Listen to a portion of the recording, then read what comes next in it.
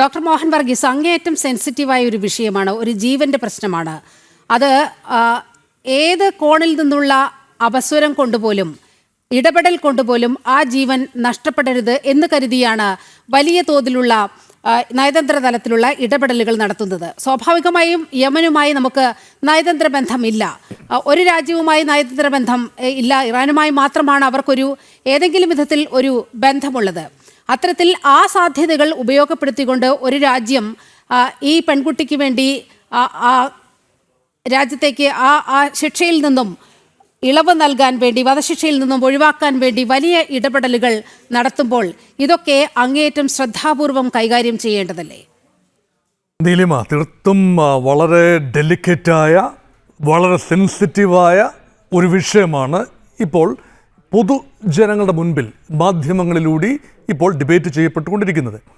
ഇതൊരു debatable point എന്നതിനേക്കാൾ കൂടുതൽ ഇന്ത്യൻ പൗരന്മാർ അവരവരുടെ മനസാക്ഷിയോട് ചോദിക്കേണ്ട ഒരു വിഷയം എന്ന നിലയിൽ മാത്രമാണ് ഞാൻ ഇതിനെ കാണുന്നത്.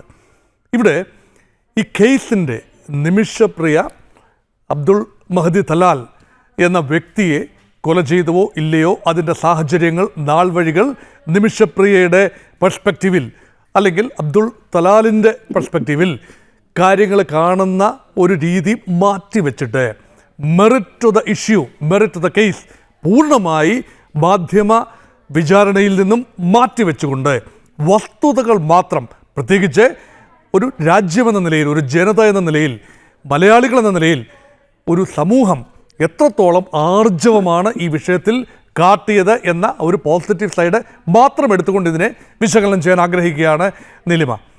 ഇവിടെ നോക്കൂ, യമൻ എന്ന രാജ്യം ഇന്ന് കടന്നു പോകുന്ന ഒരു അവസ്ഥ പല ഗ്ലോബൽ ഇൻഡൈസസിലും വളരെ താഴെയാണ് യമൻ്റെ സ്ഥാനം. അത് വസ്തുതാപരമായി അങ്ങനെയാണ്. ട്രാൻസ്പെറൻസിയുടെ കാര്യത്തിലാണെങ്കിലും, നിയമവാഴ്ചയുടെ കാര്യത്തിലാണെങ്കിലും, ക്രമസമാധാന നിലയുടെ കാഴ്ചയിലാണെങ്കിലും എല്ലാം തന്നെ യമൻ ഒരു വലിയ ഒരു പ്രതിസന്ധി നേരിടുന്ന ഒരു കാഴ്ചയാണ്. സൗത്ത് യമൻ, നോർത്ത് യമൻ രണ്ടായി ചെതർന്നു നിൽക്കുന്നു. ഇപ്പോൾ സന എന്ന തലസ്ഥാന നഗരം ഹൂതികൾ നിയന്ത്രിക്കുന്ന നഗരമാണ്. വടക്കൻ യമൻ്റെ നിയന്ത്രണം ഹൂതികളുടെ കയ്യിലാണ്. അപ്പോൾ ആ ഒരു അൽ ഹൂതി നയിക്കുന്ന സർക്കാർ ഇന്ത്യയുമായി ഫോർമലായ നയതന്ത്ര ബന്ധം ഇല്ലാത്ത ഒരു പ്രദേശമാണ്. അപ്പോൾ ട്രാക്ക് 1 ഡിപ്ലോമസി ഒരു കാരണവശാലും ചിലവാവില്ല എന്ന് നമ്മൾ മനസ്സിലാക്കണം. അതുകൊണ്ട് ഒഫീഷ്യൽ ഡിപ്ലോമാറ്റിക് ചാനൽസ്, വിദേശകാര്യ മന്ത്രാലയം അല്ലെങ്കിൽ ഗവൺമെൻറ് ഓഫ് ഇന്ത്യ ഒഫീഷ്യലി ഇടപെടാൻ ഒക്കുന്നതിന് ലിമിറ്റ്സ് ഉണ്ട്. അതാണ് ഒന്നാമത് പരിഗണിക്കേണ്ടത്. രണ്ടാമത് പരിഗണിക്കേണ്ടത് അവിടെ ഇപ്പോൾ നിലവിലുള്ള ഡിഫാക്റ്റോ സംവിധാനം, നിയമ സംവിധാനം, അത് വളരെ സങ്കീർണമായ ഒരു സംവിധാനമാണ്. അതായത് ശരീഅത്ത് അനുസരിച്ച് പ്രവർത്തിക്കുന്ന യമനിലെ ഒരു നീതിന്യായ വ്യവസ്ഥിതി. അതിനോടൊപ്പം ചേർത്ത് വായിക്കേണ്ടതാണ് ഗോത്ര സംസ്കാരം നിലവിലുള്ള രാജ്യമാണ്. അല്ലെങ്കിൽ ആ പ്രദേശത്ത് അനേക ഗോത്രങ്ങൾ വസിക്കുന്നു. അബ്ദുൾ മഹദി തലാൽ റെപ്രസെൻ്റ് ചെയ്യുന്ന ആ ഗോത്രം, ആ ഗോത്രത്തിൻ്റെ താല്പര്യങ്ങൾ, അവിടെയുള്ള പൊതുജനാഭിപ്രായം, ഗോത്രമൂപ്പന്മാരുടെ അല്ലെങ്കിൽ അവിടുത്തെ ഒരു decision making, legal political decision making അപ്പാരറ്റസിനെ പൂർണ്ണമായി മനസ്സിലാക്കാൻ ഇപ്പോൾ ഇവിടെ ഇരുന്നു കൊണ്ട്, കേരളത്തിലിരുന്നു കൊണ്ടോ ഇന്ത്യയിൽ ഇരുന്നു കൊണ്ടോ നമുക്ക് സാധിക്കില്ല. ഒരുപക്ഷെ അത് സാമൂഹ്യ പ്രവർത്തകൻ സാമുൽ ജെറോം ഉൾപ്പെടെയുള്ള ആളുകൾ ഇതേക്കുറിച്ച് ആഴത്തിൽ മനസ്സിലാക്കുന്നത് കൊണ്ടാണ് അദ്ദേഹത്തിൻ്റെ ഭാഗത്തുനിന്ന് അഭിപ്രായം പറയുന്നത്. ഒരുപക്ഷെ നിമിഷപ്രിയമായി നേരിട്ട് സംസാരിച്ച കൃപ മറിയയും അതിനെ മനസ്സിലാക്കുന്ന ഒരു പ്രത്യേക രീതിയിലാണ്. പക്ഷെ നമ്മൾ ഇതിനെ കാണേണ്ട ഒരു രീതി മാത്രമാണ് എനിക്ക് പറയാനുള്ളത്. അതൊന്ന്, ഇവിടെ ഈ കാന്തപുരം മുസ്ലിയാരുടെ ഒരു ഭാഗത്തെ അബൂബക്കർ മുസ്ലിയാർ, AP അബൂബക്കർ മുസ്ലിയാരുടെ ഭാഗത്ത് നിന്ന് ഉള്ള ഒരു നീക്കം, അതിനെ ഞാൻ വിമർശനപരമായിട്ടല്ല കാണുന്നത്. കാരണം any move with a positive intention should be seen positively. ആര് ക്രെഡിറ്റ് എടുത്തു എന്നതിനെക്കുറിച്ച് ഇവിടെ വലിയ രീതിയിലുള്ള പരാമർശങ്ങളോ വിശകലനമോ ചെയ്യുന്നത് ആത്യന്തികമായി, ഇത് നേരത്തെ എല്ലാവരും സൂചിപ്പിച്ചതാണ്, യമനിൽ ഇരുന്നു കൊണ്ട് തലാലിൻ്റെ ഫാമിലി ഈ ചർച്ച മലയാളത്തിലാണെങ്കിൽ പോലും അത് ഡീകോഡ് ചെയ്തുകൊണ്ട് അറബിക്കിൽ ഇത് കേൾക്കുന്നുണ്ടാവും, കാണുന്നുണ്ടാവും. അതുകൊണ്ടാണ് പറയുന്നത്, ഒരു രാജ്യം, ഇതിൻ്റെ മെറിറ്റ് അല്ല വിഷയം, ഒരു രാജ്യം ഒറ്റക്കെട്ടായി കേന്ദ്ര സർക്കാർ, സംസ്ഥാന സർക്കാർ, ചാണ്ടിയുമ്മനെ പോലെയുള്ള MLA മാർ, അത് ഉമ്മൻചാണ്ടിയുടെ മകനാണ്. ഉമ്മൻചാണ്ടിയുടെ കാലം മുതൽ എടുത്ത താല്പര്യമാണ്. അതുപോലെ സാമൂഹ്യ സംഘടനകൾ, പിന്നെ സാമുൽ ജെറോമിനെ പോലെയുള്ള സാമൂഹ്യ പ്രവർത്തകർ, അതിനോടൊപ്പം തന്നെ എല്ലാ പഴുതുകളും അടച്ചുകൊണ്ടുള്ള നീക്കങ്ങളാണ്.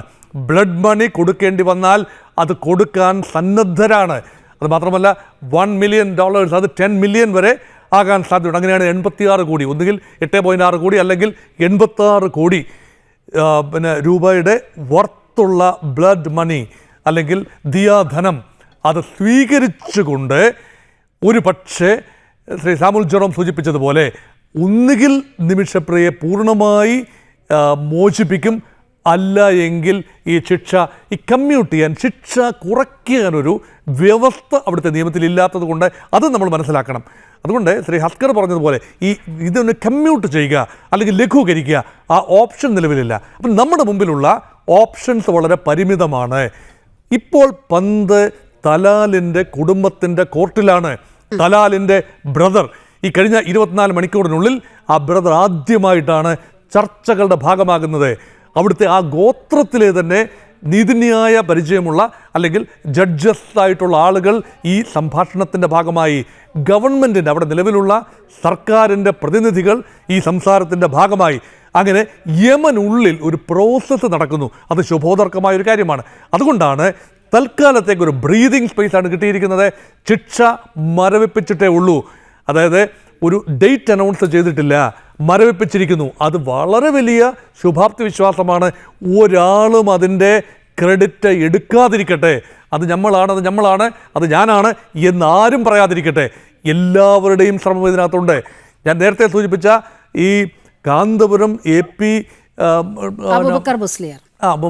പിന്നെ ഉസ്താദിൻ്റെ നിലപാട് പോലും വളരെ നിർണായകമായിരുന്നു എന്ന് എനിക്ക് അഭിപ്രായമുണ്ട്. കാരണം അവിടെ സൂഫി വിഭാഗം, ഇസ്ലാമിൻ്റെ ഒരു മോഡറേറ്റ് അല്ലെങ്കിൽ ചിന്താസരണികളെ ഉദ്ദീപിപ്പിച്ചുകൊണ്ട് ഇസ്ലാമിനെ കാണുന്ന ഒരു വിഭാഗമാണല്ലോ സൂഫികൾ. അപ്പോൾ സൂഫി ആചാര്യൻ, അപ്പോൾ സൂഫി ബുദ്ധിജീവികൾ അവരെല്ലാം ഇടപെട്ടു എന്ന് പറയുമ്പോൾ അതിലൊരു നെഗറ്റീവ് കൊണോട്ടേഷൻ നമ്മൾ കാണേണ്ടതില്ല. തീവ്ര റാഡിക്കൽ ഇസ്ലാമിക് വിഭാഗങ്ങളുണ്ട് അവരുടെ ഇടയിൽ തന്നെ, ഹൂതികളുടെ ഇടയിലുണ്ട്, യമനിലുണ്ട്. പക്ഷേ അവരല്ല ഒരു മിതവാദ നേതൃത്വം. അതിൻ്റെ ഭാഗമായി ഇതൊരു മനുഷ്യജീവൻ്റെ വിഷയമാണ്. ഒരു പ്രത്യേക സാഹചര്യത്തിലാണ് അവിടെ ഒരു വധം നടന്നിരിക്കുന്നത്, അല്ലെങ്കിൽ ഒരു മരണം നടന്നിരിക്കുന്നത്.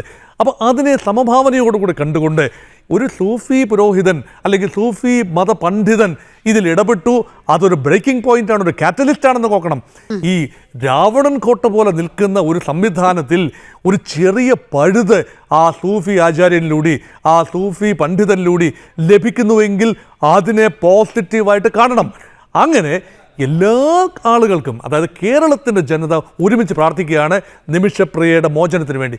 അതുകൊണ്ട് തീർച്ചയായും അതിൻ്റെ നിയമപരമായ തെറ്റാര് ചെയ്തു അങ്ങനെയുള്ള വിചാരണകൾ തീർച്ചയായും നിമിഷപ്രിയയുടെ മോചനത്തിന് അല്ലെങ്കിൽ ശിക്ഷ ഇളവ് ചെയ്യുന്നതിന് അതിനെല്ലാം വിഘാതമാകും. അതുകൊണ്ടാണ് ഗവൺമെൻറ് ഓഫ് ഇന്ത്യ വളരെയധികം ഉണർന്ന് പ്രവർത്തിക്കേണ്ട ഒരു സമയമാണ്. കാരണം അത് ഗവർണർ ഓഫ് കേരള സംസ്ഥാന ഗവർണർ അർലേക്കർ തീർച്ചയായും ഇതിൽ വളരെ വലിയ താല്പര്യമെടുത്തു.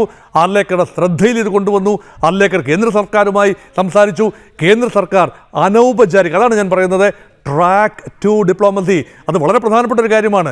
ഇപ്പം ഇന്ത്യക്ക് ഇറാനുമായി ബന്ധമുണ്ടെന്ന് ഓർക്കണം. ഇസ്രയേലുമായി ബന്ധമുള്ളതുപോലെ ഇന്ത്യക്ക് ഇറാനുമായും ബന്ധമുണ്ട്. അപ്പോൾ ഇറാനുമായി അടുത്ത് നിൽക്കുന്ന പ്രദേശമാണ് ഹൂതികൾ, അല്ലെങ്കിൽ ആ ഒരു ഹൂതി വിഭാഗം, അല്ലെ അവിടുത്തെ ലോക്കൽ ഭരണകൂടം ഇറാൻ എന്ന രാജ്യവുമായി നല്ല ബന്ധം പുലർത്തുന്ന ഒരു രാജ്യമാണ്. അപ്പം മറ്റ് കാര്യങ്ങളെല്ലാം, മറ്റ് ആഗോള രാഷ്ട്രീയം, ഭൗമരാഷ്ട്രീയം എല്ലാം മാറ്റിവെച്ചിട്ട് are we going to give a premium to the life of an individual, an Indian citizen? Israel കൊടുക്കുന്ന ഒരു വില, ഇസ്രയേൽ ഓരോ പൗരനും ഇസ്രയേൽ കൊടുക്കുന്ന വില. കാരണം എത്രയോ ഈ തീവ്രവാദികളെയാണ് മോചിപ്പിച്ചത് ഇസ്രയേൽ. കാരണം ഒരു ജവാന്റെ വില എന്ന് പറയുന്നത് ഇസ്രയേൽ രാജ്യം കൊടുക്കുന്നത് ഒരു സൂചനയായി എടുക്കാമെങ്കിൽ ഇവിടെ ഒരു ഇന്ത്യൻ സിറ്റിസനാണ് നിമിഷപ്രിയ. വിവാഹിതയാണോ അല്ലയോ, അതിൻ്റെ നിയമവശം തെറ്റ് ചെയ്തോ ഇല്ലയോ, ഇതൊന്നുമല്ല.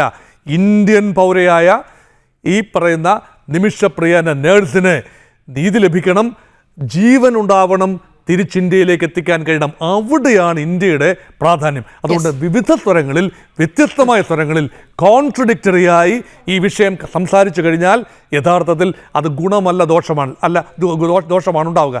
അതുകൊണ്ട് നിമിഷപ്രിയ തിരിച്ചെത്തിക്കുന്നതിനെ എല്ലാ പഴുതുകളും അടച്ചുകൊണ്ടുള്ള നീക്കങ്ങൾ വളരെ നടത്തണം. ശ്രദ്ധാപൂർവമായ ഇടപെടലുകൾ ഇക്കാര്യത്തിൽ ഉണ്ടാകണം. ഭിന്നസ്വരം വേണ്ടതില്ല എന്നാണ് വിദേശകാര്യ വിദഗ്ധൻ ഡോക്ടർ മോഹൻ വർഗീസ് ചൂണ്ടിക്കാട്ടുന്നത്.